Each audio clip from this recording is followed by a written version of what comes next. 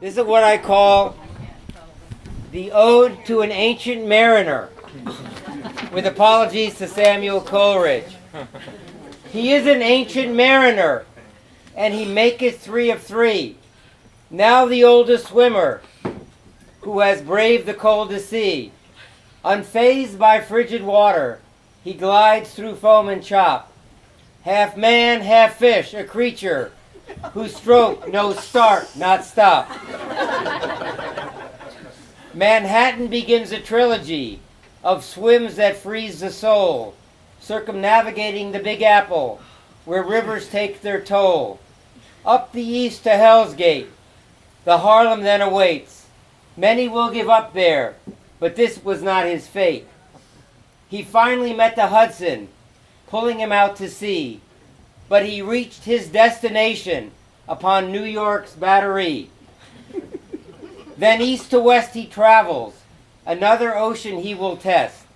Not satisfied with only one, his spirit will not rest. From Catalina Island into the Pacific diveth he.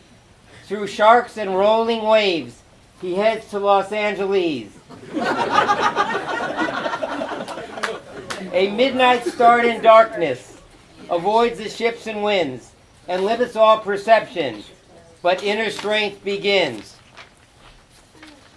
After many tortuous hours, he stands upon the shore, slowly lifting arms in conquest, but still he asks for more. Across the great Atlantic, the final challenge stands. The English Channel beckons, and this he understands. But his destiny is waiting. More than a week on land, his chance to make history may be taken from his hand. The hours grow longer, the patient doth grow thin. Then the heaven smiles, and he knows he will begin. The course from France to France from Dover, dependent on the tide, was plotted with finesse to smoothen out the ride. He walks upon the French beach to complete his triple crown, undaunted by all obstacles, his destiny now found. So lift your glass high, to our matador we toast. His promise to slay the sea was not an idle boast.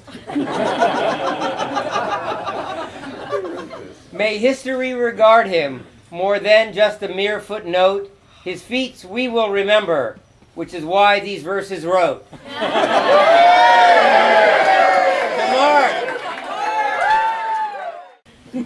Anyway, Mark was always, for those of you who do swim, know that Mark is what we call a lone wolf. Always swims by himself.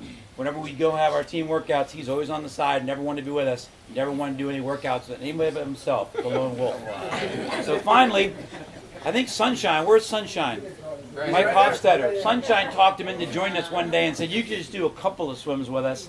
So that started about 4 or 5 of us, and that was the start of Team Windfall, which is a bunch of these people I'm looking around seeing all you right now. And Smitherman has never missed a Windfall workout now in almost 10 years. So from there, he found out that you could actually get out of a pool and do swims.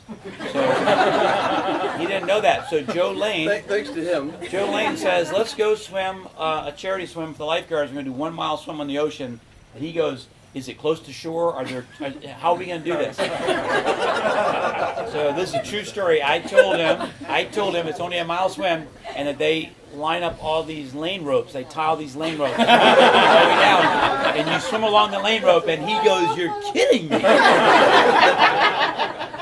The Conley factors here. No, that was true.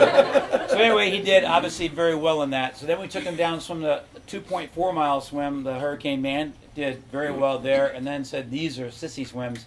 So he and Joe went and swam around Key West, 12 miles. I called them both, asked him how it was. He said, it's not that big a deal. That's when the disease started. So then, where's Ron Collins? Where's that knucklehead? Over here. Okay, he's got a screw loose. He has this is the guy who sets up the swim. Oh, there he is. He sets up this swim. It's not good enough to run a marathon. No, let's swim across Tampa Bay, 26 miles. So you jump off the Sunshine Skyway, and then you swim to Rocky Point, and if you make it, Ron gives you, like, I think 2 Cooley cups. It says, I'm an idiot. So he goes to do it one year, and he's got his mate here, Joe, and they're about a couple miles from shore, and lightning starts. Says you got to get out of the water. So he's learned from his father, Dr. Smitherman, to say the F-bombs at a couple of the Coast guys, but the Coast Guard guys took him out of the water anyway.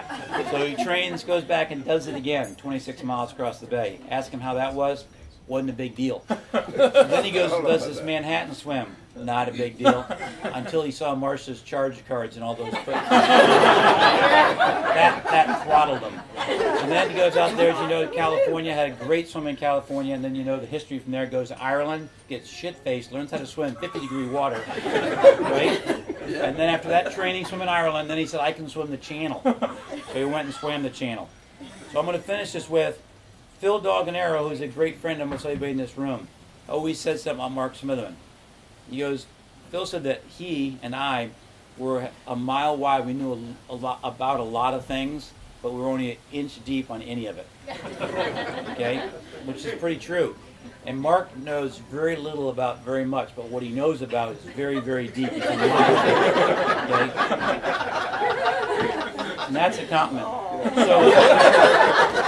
So WOWSA is the World Open Water Swim Association, has recorded, I think it's 154 people now have done what you guys have done the triple bypass. So in the history of the world, the billions of people, 154 people, is that what it is right now? I haven't looked, but That's what it was as of today on the okay, website. all right. I'll buy that.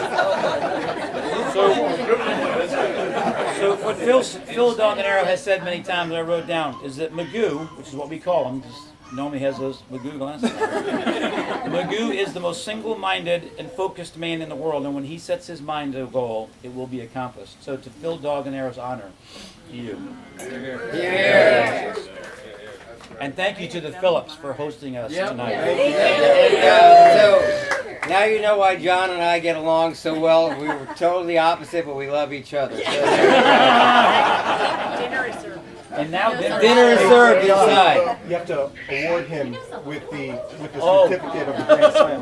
There is the Denny's Grand Slam Award. That's right. This is for local swimmers who have swum not only the Triple Crown, which is the English Channel, Catalina, and the Manhattan Marathon swim, but also the Tampa Bay Marathon, a la Ron Collins. And when you swim that, you get a certificate, and it's called the Grand Slam Award. And it's sponsored by John Miller, the president and CEO of Denny's Corporation.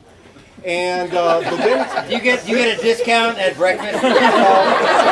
the recipient and bearer of the Grand Slam Award is entitled to a 10% discount on his next Grand Slam breakfast. There you go.